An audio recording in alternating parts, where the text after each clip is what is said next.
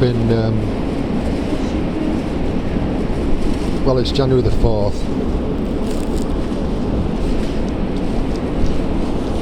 And Dad passed away on the 1st. So it's been a few days now.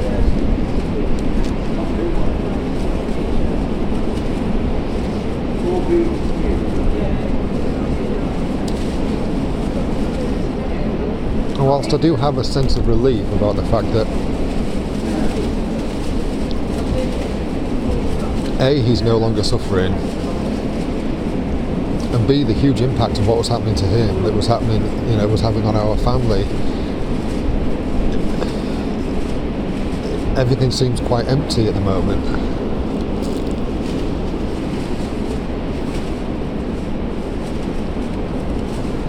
Because so much of our lives was centred around what was happening with Dad.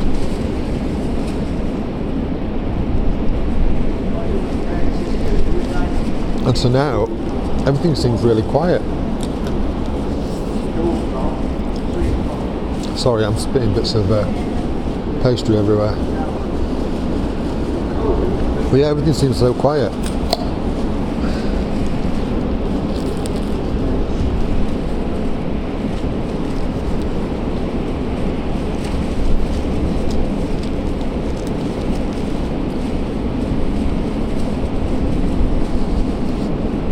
So he died on Friday, and it's now Monday. So now we have to sort out all the practical stuff. Everything was put back a bit because of the New Year and the bank holiday, etc. So Jeanette's been ringing she's rung the registrar this morning.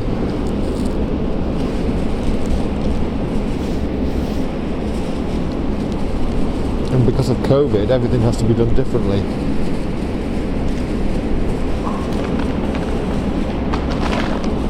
I've been returning meds to the chemist, and that bag is all the stuff they won't take. It's all the needles,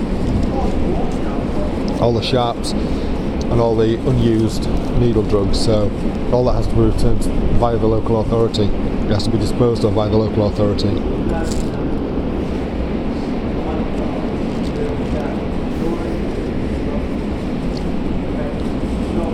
There is a bit of a travesty in all that, because I asked the chemist where I returned the drugs, what happens to it all?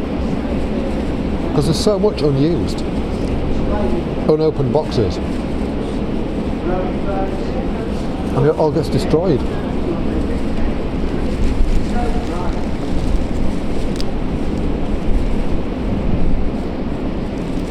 What a waste.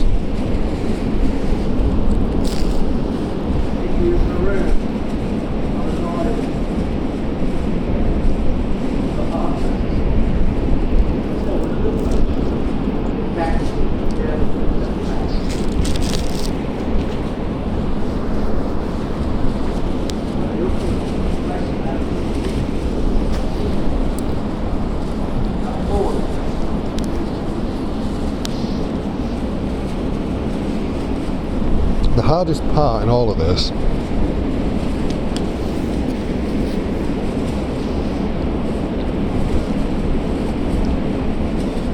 and we anticipated this, is Mum.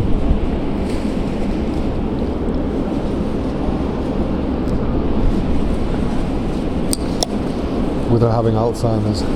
And as I say, he passed away on Friday the 1st, and it's the 4th today, so it's 3 days ago, 3 full days. And in that time, I can't recall how many times she's forgotten he's passed, and we've had to re-go through it with her.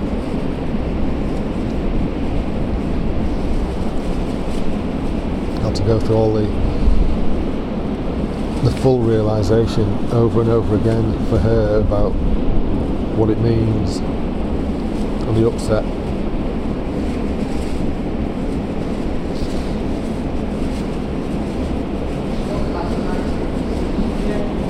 It can't be doing her any good.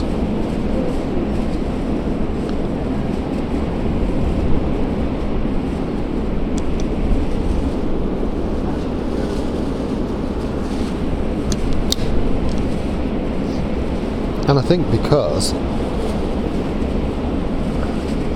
Jeanette and I have gone through it so many times with her, that we've already in some way become desensitized.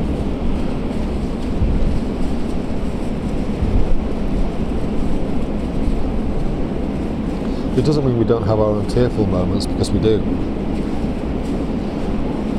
There are things that when I think about them, like the fact that I basically had the last hour with Dad before he passed, talking to him about, well, I was just talking to him because he was unresponsive, about him being my best friend, and, you know, poignant things like that.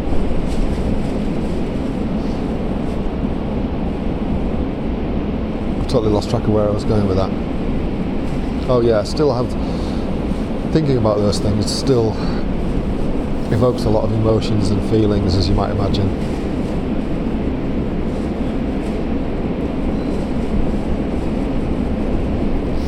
But yeah, Mum's finding it particularly difficult.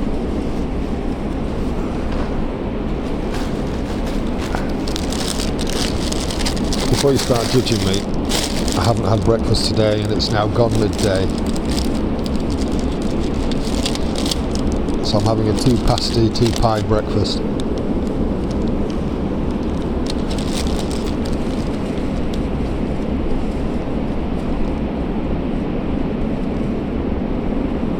And it's very good.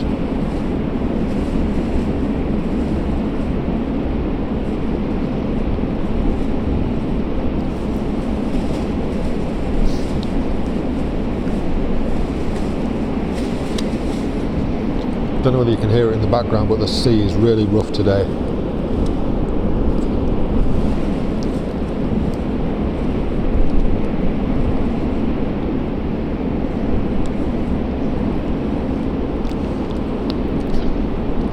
And I've got a cheeky pigeon at my feet hankering for scraps.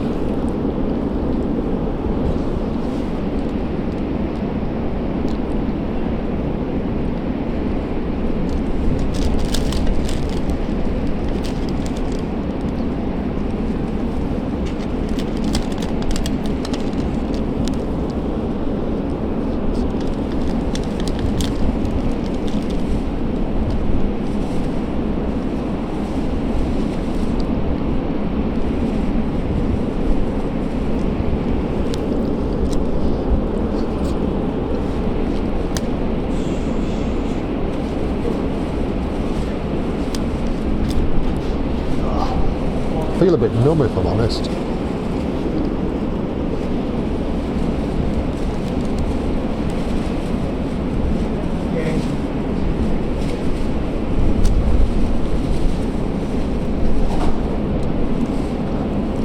Jeanette brought me coffee in bed today, which was nice. And she said that she'd actually felt really upset over the last few, since last night.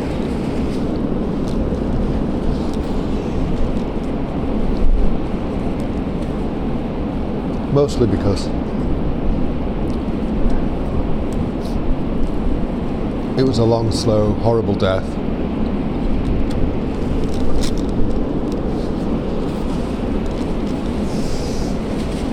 And it's not a nice way to watch somebody go. Least of all, somebody you love and care about.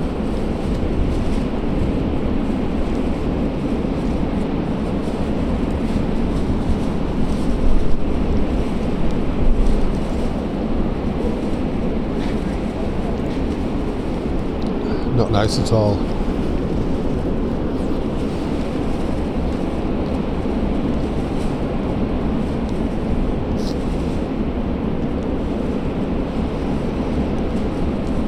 And I wasn't trying to fix her when I said, I was just offering a perspective when I said, because what I said to her was that I'd struggled with the same things. But the ultimate truth of the situation is Dad wanted to fight. That was his choice and we helped him do that. And the problem with all choices that we make in life is they come with consequences that we can't foresee. And he couldn't have foreseen how things were going to pan out, in terms of what it would mean to him in terms of pain levels and debilitation and all those kind of things.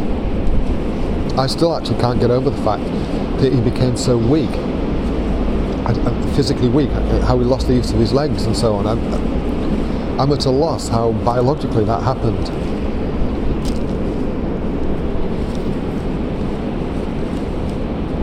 But the point was, those things were consequences of the choice that Dad made.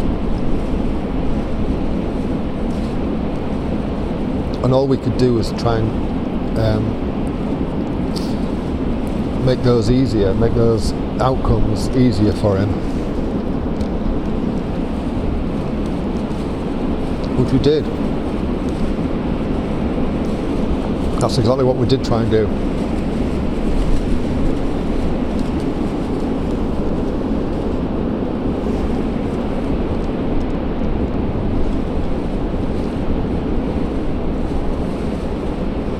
So I'm actually quite comfortable with that aspect. Even though, as I say, it's not nice watching somebody go that way.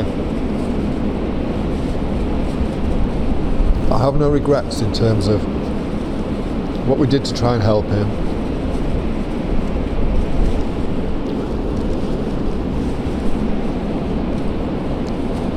And with the fact that those were the actual consequences.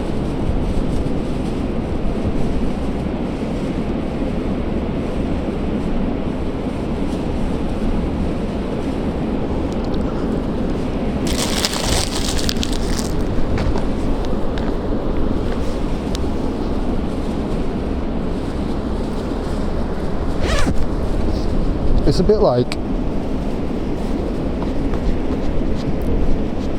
if you've seen my trip on the Derwent video, the 3-day camping and wild camping adventure that me and Ollie went on the River Derwent.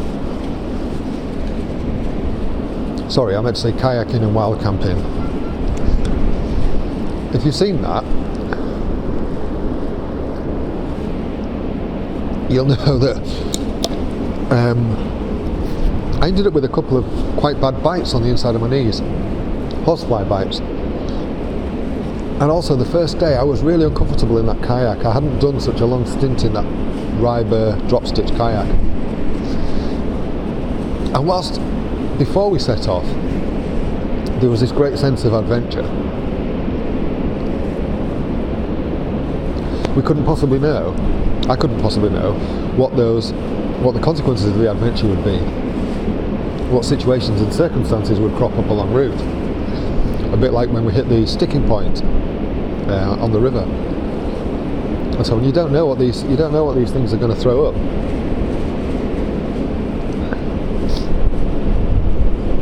And whilst we might struggle with them, how we deal with them is the thing that defines us, really.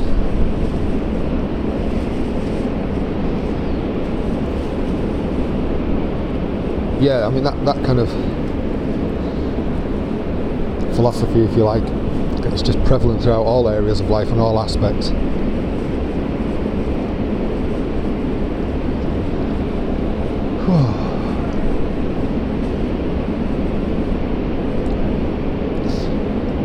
So I guess I'm going to head back home and try and get in touch with the local authority about disposing of these needle bins and these boxes of drugs that have got needles in. There's a pigeon sat on the bench next to me.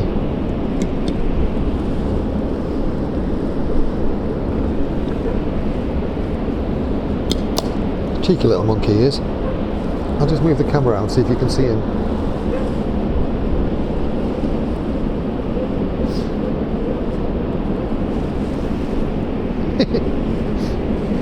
Hello. Hello. I think he's hoping for some more scraps and tidbits.